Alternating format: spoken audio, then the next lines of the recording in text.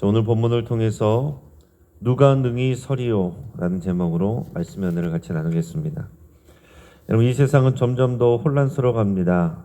지금 전쟁의 소문은 늘어가고 기근과 전염병, 또 경제적 위기, 또 매년마다 또 역대급 더위, 역대급 추위, 또 기상이변에 대한 이야기들, 이것을 우리가 온몸으로 또 실감하면서 또 살아가고 있습니다.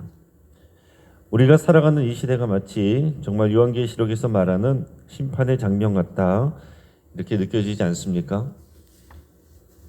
오늘 본문은 바로 그런 세상 현실 속에서 우리가 어디에 서야 할지를 묻고 있습니다. 그리고 마지막 17절은 이렇게 묻습니다. 그들의 진노의 큰 날이 이르렀으니 누가 능히 서리요? 주님의 진노가 마지막 때에 임하는 그 큰 날, 그때가 가까이 왔다는 거죠. 누가 능히 서리요? 자, 이 말씀은 자칫하면 우리에게 두려움을 줍니다. 그러나 이 질문은 단순히 우리의 절망을 표현한 것이 아닙니다. 그리스도인들에게는 소망과 용기를 주는 겁니다. 왜냐하면 주님이 함께하고 계시고 이 모든 역사가 지금 어린 양의 손에 붙들려 있기 때문에 그렇습니다. 또 믿지 않는 자들에게는 회개를 촉구하는 말씀이고, 또한 하나님을 대적하는 이런 악한 세력들에게는 심판의 경고가 되는 말씀입니다. 누가 능히 서리요? 저 여러분들은 우리의 힘으로, 우리의 자격으로는 설 수 없지만, 그러나 오직 주님과 함께 했을 때 그리스도의 피로 우리는 정결케 되고 그리스도 안에서 우리가 능히 설 수 있습니다. 자, 요한계시록에서 이 앞부분이 이제 중요한 부분인데, 앞에서 나왔던 이제 4장, 5장, 자, 맨 처음에는 이제 7교회에 주신 주님의 말씀이 나왔고, 4장, 5장은 사도 요한의 영안이 열려서 우리 천상의 예배가 벌어지는 것을 봤습니다. 보좌에 앉아 계신 하나님께 올려지는 예배, 그리고 두루마리를 받은 어린 양에게, 예수님께 또 올려가는, 또 드려지는 그런 예배를 봤어요. 그래서 이 4장, 5장이 굉장히 중요한 것이고, 그리고 그 다음에 오늘부터 이어지는 6장부터 16장이 이제 심판에 대한 내용들이 본격적으로 나오는데, 세 가지 세트가 나옵니다. 세 가지 세트가 나오는데 어떻게 나오냐면은, 첫 번째는 7개의 인 심판, 그 다음에는 7개의 나팔 심판, 그리고 7개의 대접 심판이 이렇게 나오는 거예요. 자, 7개인 7개 나팔, 7개 대접이 6장부터 16장까지 나온다. 한번 따라 보겠습니다. 7개의 인, 나팔, 대접. 자, 이 세 가지 세트의 7심판이 나오는데, 자, 오늘 6장에서는 6개의 인이 띄어지는 모습이 나옵니다. 시작이면서도 이제 굉장히 중요하죠. 그러고 나서 7장에는 그 이후에 이야기가 더 나오고, 8장에 가서 7째 인이 띄어집니다. 7째 인이 띄어지면서 이제 7 나팔에 대한 이야기가 나오고, 마지막 또 7 나팔에 대한 얘기가 나올 때 또 7 대접에 대한 이야기들이 이렇게 나오게 됩니다. 근데 우리가 알아야 될 것은 뭐냐면, 이 내용들은 고대의 수사학으로 쓰여졌다는 사실입니다. 이 심판들은 또 시간적으로 미래에 하나씩 일어나는 사건들을 순서대로 나열하는 것이 아니라 근본적으로 같은 하나님의 심판을 다른 각도에서 입체적으로 보여준다 하는 거예요. 그러니까 7개의 인 마지막, 그 다음에 또 해서 또 7개의 나팔, 7개의 대접, 7, 3, 21, 21가지의 일들이 일어나는가? 이런 식이 아니다라는 얘기입니다. 같은 하나님의 심판의 내용을 중복하거나 섞어 짜거나 하는 이런 방식으로 이 말씀이 이어져 있다.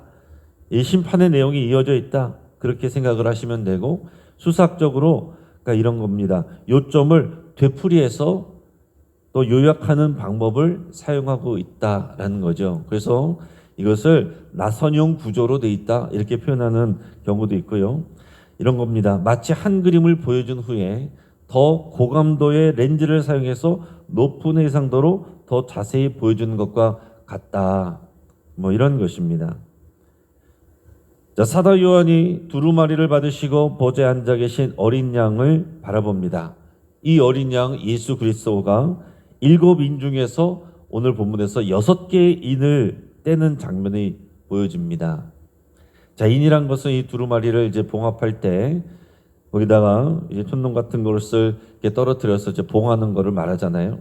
그걸 뗄 수 있는 사람이 없었는데, 아무도 없었는데 어린 양 보좌에 앉아 계신 이 어린 양이 보좌에 앉아 계신 예수님이 그것을 지금 하나하나 떼어가는 겁니다. 우리가 생각해야 될 것은, 중요한 건 이거예요. 지금 어린 양이신 예수 그리스도의 손에 이 마지막 때의 모든 일들의 마스터 플랜이 그 손에 들려 있다. 그러니까 이 땅에 일어나는 모든 일들은 그리스도의 손 안에 있다. 그리스도의 주권 안에 있다. 이것을 잊지 않는 것입니다. 그러니까 이거를 놓치면 이단들의 말에 휘둘리고 또 여러 가지 말들에 두려움을 갖고 이것을 아예 부정하든지 너무 깊이 빠지든지 건강한 신앙생활을 못할 수 있습니다. 그러니까 우리는 영적인 긴장감을 가지고 마지막 때를 우리가 이어진 것을 기다리고 소망하면서 오늘을 살아가야 되는 사람들입니다. 정말 신앙은 중요한 거예요. 그런데 과도하게 또 우리가 집중하거나 두려움을 갖거나 아니면은 또 아예 무시하거나 생각하지 않거나 하는 것들은 잘못됐다 하는 얘기입니다. 이 마지막 때의 지금 주님이 하실 일, 이 땅에 이루어질 일, 복음이 선포되고 그러나 역사적으로 다양한 일들이 사건 사고가 일어나고 그리고 마지막 때에 주님이 심판자로 오시고 결국 최종적으로 이기고 승리하신다라는 이 전체 그림을 우리가 볼 수 있어야 된다 하는 얘기입니다.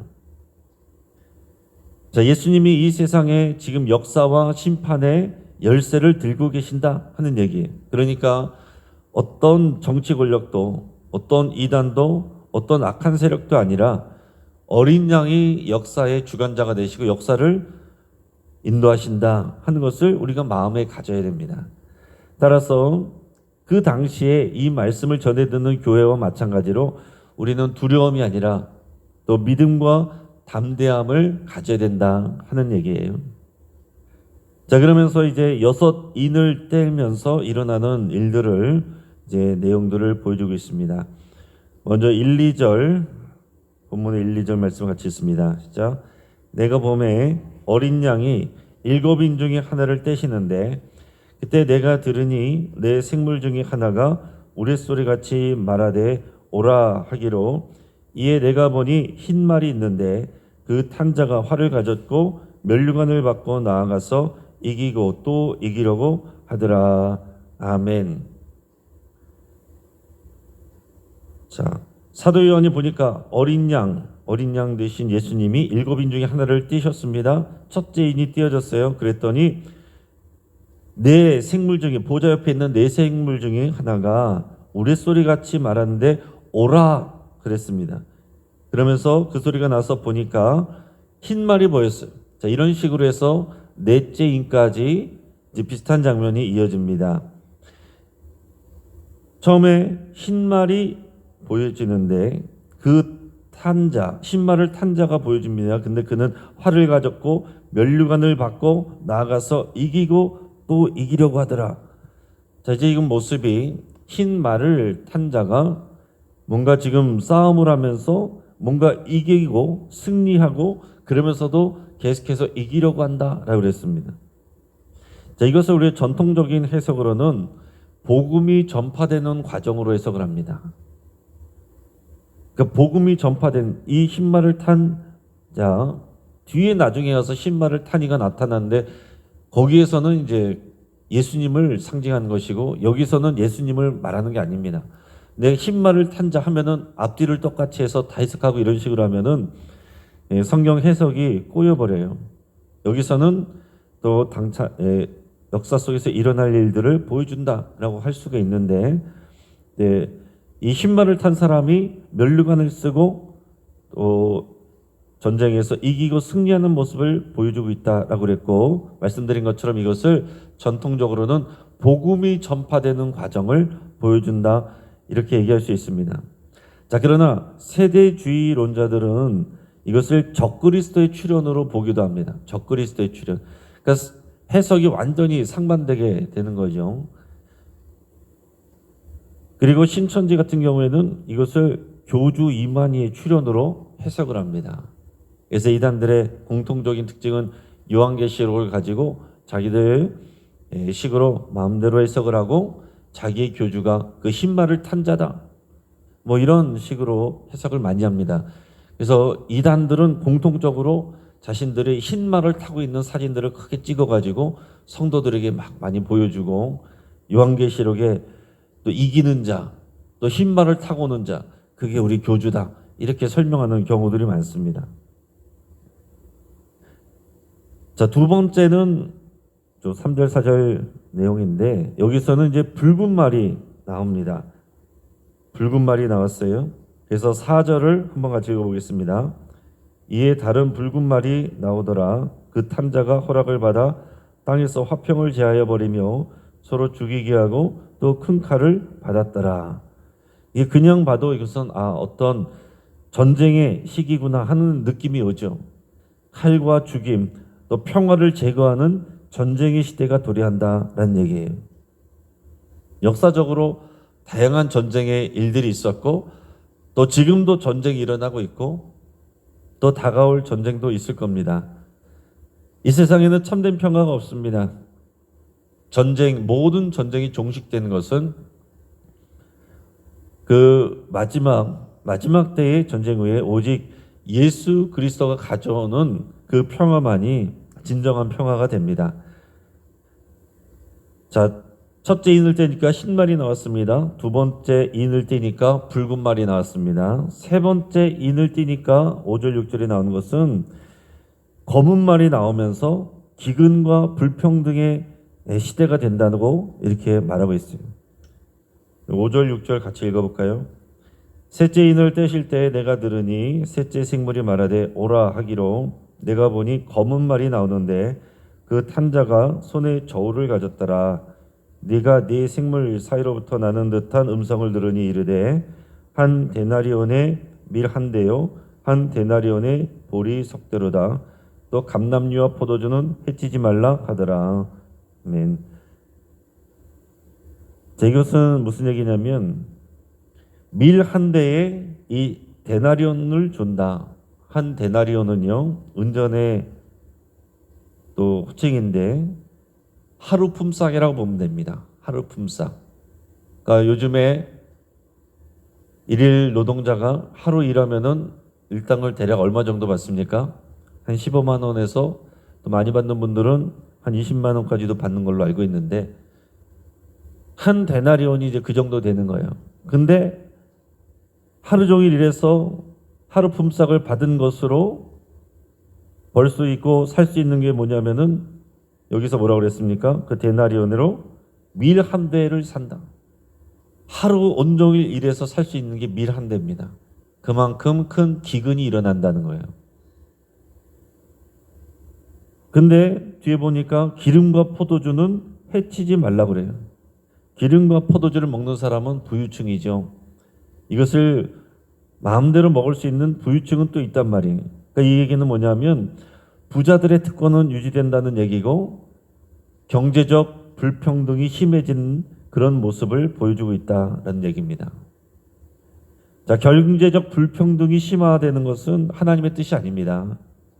오늘날 우리가 보는 경제 불균형, 또 양극화, 또 물질 숭배의 시대, 우리가 이런 것들을 우리가 바라보게 되는데, 오늘 마지막 때에 일어날 일들 중에 이런 내용들이 들어있는 것입니다. 그게 검은색 말이 보여지면서 이런 시대가 온다는 거예요. 그 다음에 네 번째는 청황색 말이 나오면서 죽음과 음부의 시대가 펼쳐진다라고 합니다. 우리 7절 8절 같이 읽어보겠습니다.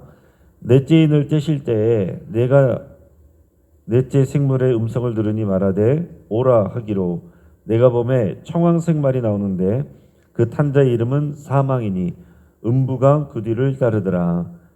그들이 땅 4분의 1의 권세를 얻어 검과 흉년과 사망과 땅의 짐승들로서 죽이더라.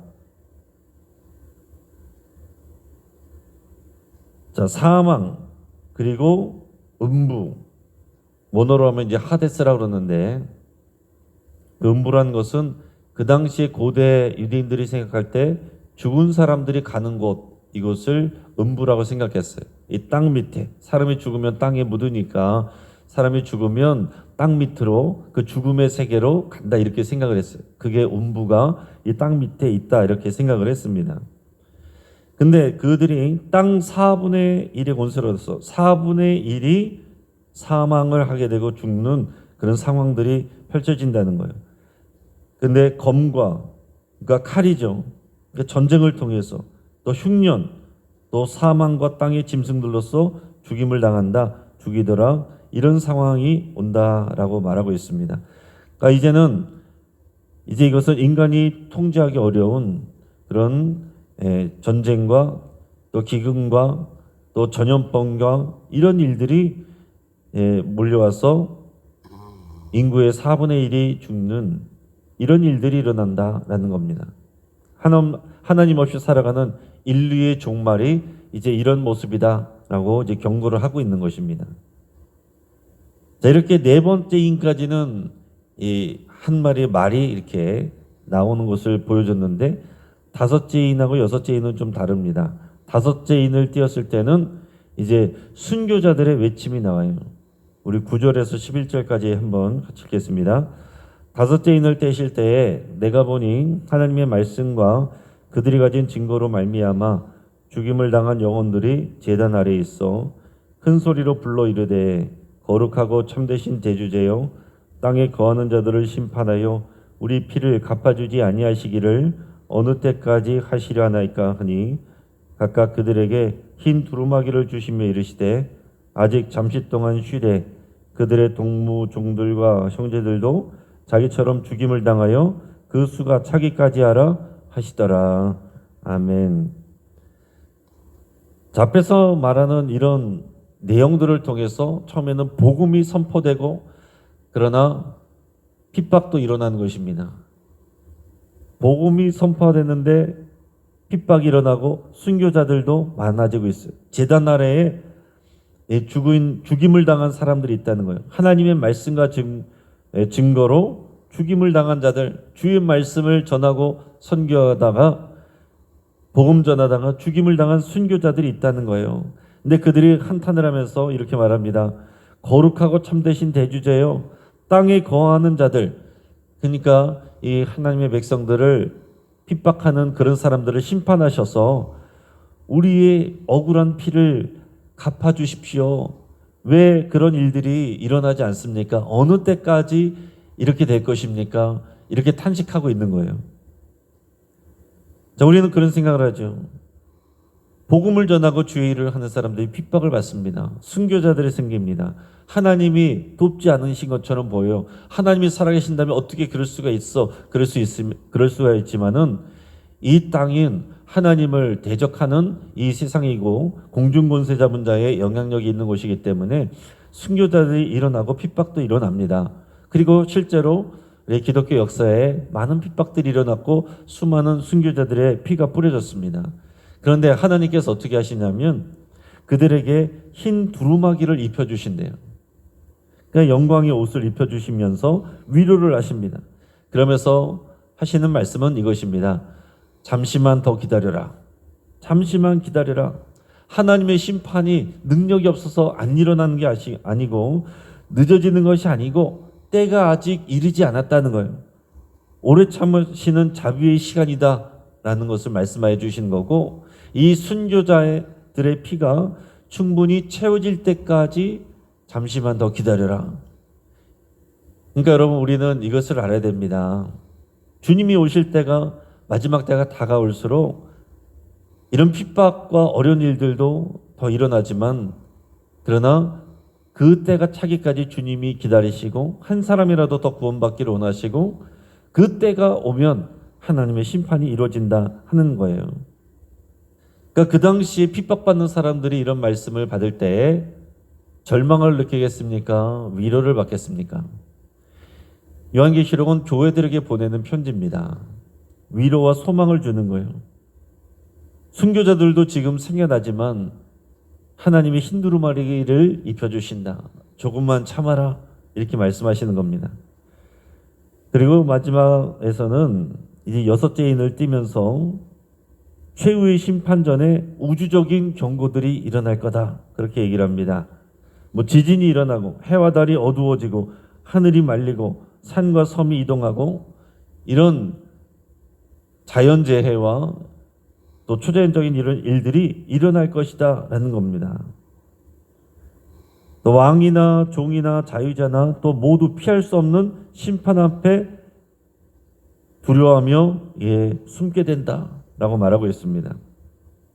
자, 그들은 하나님을 거역한 자들입니다. 그러면서 그들이 이렇게 외치어요. 우리가 마지막에 읽은 것처럼 그들의 진노의 큰 날이 이르렀으니 누가 능히 서리요. 근데 말씀드린 것처럼 중요한 것은 16절의 표현입니다. 우리 16절 말씀만 같이 읽어보겠습니다. 산들과 바위에게 말하되 우리 위에 떨어져 보좌에 앉으신 이의 얼굴에서와 그 어린 양의 진노에서 우리를 가리라. 자, 여기서 중요한 건 뭡니까? 어린 양의 진노. 여러분, 마지막 심판의 이 모든 역사는 어린 양 대신 예수 그리스도의 진노이고 예수 그리스도의 심판이고 예수 그리스도의 역사다 하는 얘기입니다. 그러니까 세상에 일어나는 일들을 바라보면서 우리가 너무 그렇게 두려워할 필요가 없다라는 얘기예요. 자, 그런데 오늘 이 내용을 좀 설명드려야 될 것은 이단 신천지는 이런 것을 자기 마음대로 이제 해석을 답니다. 앞에 나왔던 흰말을 탄 자는 이만이라고 그러고, 붉은 말은 이건 기존 교회와의 갈등이다 이렇게 설명하고, 검은 말은 외부 교회, 우리 전통적인 교회들의 타락으로 이렇게 설명을 하고, 순교자들은 그 신천지에서 자기들이 핍박받는 자기들의 사람들이 이 순교자들이라고 이렇게 설명을 갖다 붙이는 거예요. 그리고 여섯째 이는 기존 교회의 몰락이라고 이렇게 표현합니다. 이 모든 것을 자기 조직에 끼워 맞추고 성격을 자기들에게만 맞춰서 적용하는 아주 위험한 해석을 하고, 지금도 요한계시록 이런 것으로 사람들을 미혹하고 있습니다. 그러나 요한계시록은 모든 시대의 교회와 성도들에게 주시는 하나님의 말씀입니다. 누구에게나 임할 심판, 누구에게나 열려있는 구원의 복음이 이 안에 있는 거예요. 또 이것을 역사적으로 해석하는 분들도 있습니다. 역사적으로 해석한다는 것은 쉽게 말하면 신학교의 교수님들, 또 이런 분들 중에는 이 요한계시록의 내용들은 이미 지나간 역사 속에서 다 이루어졌다, 이렇게 설명하는 경우들도 있습니다. 앞에 나온 흰 말은 초대교회 복음 전파, 붉은 말은 로마 제국의 박해, 검은 말은 중세 시대의 영적인 타락, 또 청황색 말이 나타나는 것은 종교개혁 이전의 부패와 죽음으로 얘기하고, 순교자들은 종교개혁자들로 이렇게 생각을 하고, 마지막에 이제 지진과 재앙이 일어난 것은 프랑스 혁명 또는 계몽주의, 이런 역사적 격변의 사건들이다, 이것은 이미 일어난 일이다, 이렇게 생각하는 사람들이 있습니다. 그건 역사적 해석이라고 이렇게 표현을 해요. 근데 마지막으로는 또 우리가 또 많이 또 친숙한 해석이 있는데, 그게 뭐냐면 세대주의적인 해석입니다. 그러니까 세대주의적인 해석은 이런 내용들이 오늘날 이 시대에 일어난 것으로 이제 생각하고 해석하는 거죠. 교회가 휴거된 이후에 환란식이 일어날 실제 심판의 사건들로 이렇게 해석을 하는 것입니다. 그래서 신말은 앞에서 말한 것처럼 적그리스도가 나타나거나 또는 위장된 평화의 시대가 오는 것을 이렇게 말한다, 이렇게 얘기하고, 그 다음에 붉은 말, 검은 말, 청황색 말은 대환란 중에 일어날 구체적 심판들이다, 이렇게 설명을 하고요. 다섯째 인에 대한 내용은 환란 중에 순교하는 사람들이고, 여섯째 인은 예수 재림 직전에 일어날 우주적 재앙이다. 우리가 대부분 많이 들었던 내용들이 거의 이제 이 세대주의적인 이제 해석이에요. 7년 환란이 오기 전에, 그러나 교회는 또 성도들은 휴거된다. 한참 예전에 그래서 휴거 이야기로 많이 또 난리 난 적이 있지 않았습니까? 그러나 교회는 휴거돼서 이 심판을, 이 대환란을 직접 경험하지는 않는다. 또 이렇게 얘기를 했습니다. 자, 말씀을 정리하겠습니다. 오늘 말씀에서 마지막에 누가 능히 서리요? 이렇게 외치게 되는데, 그러나 이 질문은요, 절망의 외침이 아니라 복음의 문을 여는 질문이라고 할 수 있습니다. 요한계시록 7장 14절에 보면 이런 심판과 환난 중에도 뭐라고 말씀하셨냐면 어린 양의 피로 씻긴 자는 능히 설 수 있다고 얘기를 하시는 거예요. 그러니까 이런 환난이 옵니다. 세상에 전쟁이 있습니다. 기근과 전염병과 심판이 일어난 속에서도 어린 양 예수 그리스도께 속한 자들, 어린 양의 피로 씻긴 자들, 그런 사람들은 끝까지 능히 설 수 있다라고 말씀하시는 거죠. 예수 그리스도만이 또한 심판과 역사의 주관자인 것을 우리가 이 말씀을 통해서 믿어야 됩니다. 또한 거짓된 이단 해석에 속지 않고 말씀 위에 견고히 서야 되겠습니다. 지금은 회개의 날입니다. 순교자의 기도처럼 외치며 복음을 우리가 전할 수 있기를 축복합니다. 그리고 마지막 심판의 날 어린 양의 피로 덮인 자만이 능히 서게 될 것이라고 그랬어요. 여러분, 코로나 이후에 신앙생활 느슨해지고 또 예배 자리를 떠나는 분들도 있습니다. 또 세상의 즐거움과 또 시간들로 또 많은 시간들을 보내는 그런 경우도 있습니다. 그러나 여러분, 이 말씀들 가운데서 주님이 오실 때가 가까워지고 있다는 것을 여러분 꼭 기억하시고, 우리는 어린 양의 피로 씻김을 받은 자, 그리스도 안에 거하는 자입니다. 우리의 삶은 그리스도 안에서만 의미가 있는 거예요. 그리스도 밖에서는 어떠한 이 성경의 약속도 우리의 것이 될 수가 없습니다. 우리는 연약합니다. 그러나 어린 양 예수 그리스도께서 모든 시간과 역사와 심판을 주관하시기 때문에 우리와 교회는 믿음으로 능히 설 수 있습니다. 또 이 믿음을 가지고 또 주님이 하시는 일들을 바라보며 소망으로 또 우리의 삶을 감당하는 저와 여러분 되기를 주의 이름으로 축복합니다. 함께 기도하겠습니다. 오늘 말씀을 붙잡고 함께 기도할 때에 주님이 오실 때까지 우리가 믿음으로 능히 승리하기로 또 결단하며 기도할 수 있기 바랍니다. 또 나의 힘과 능력이 아니라 오직 어린 양의 피를 의지하기로 결단할 수 있기 바랍니다. 또 이단에게 미혹되지 않고 복음 안에서 뿌리내 이르기를 위해서 함께 기도하겠습니다. 우리 주변의 환우들을 위해서 함께 기도해 주시고, 또 이단에 빠진 성도들의 회복을 위해서 함께 기도하겠습니다. 우리가 이단에 빠지지 않는 것도 중요하지만, 또 이단에 빠진 성도들에게 미혹되지 않는 것도 중요하지만, 그 이단에 빠진 성도들도 주님이 사랑하시는 영혼들이고 회복되어야 됩니다. 우리 전통교회들이 이단의 미혹에 빠지지 않아야 되고, 또 이단에 빠져있던 사람들이 돌아올 시대도 우리가 준비를 해야 됩니다. 그러기 위해서는 우리가 말씀으로 또 우리가 준비되어야 됩니다. 이 리더 교육을 통해서 새로운 삶의 과정을 우리가 수료하신 분들이 또 1대1을 통해서 많은 성도님들을 또 말씀으로 인도하고, 그래서 많은 우리 성도님들이 말씀으로 우리가 훈련되어지기를 위해서 함께 기도하겠습니다. 이 시간 주여 한번 부르짖고 합심해서 함께 기도하겠습니다. 주여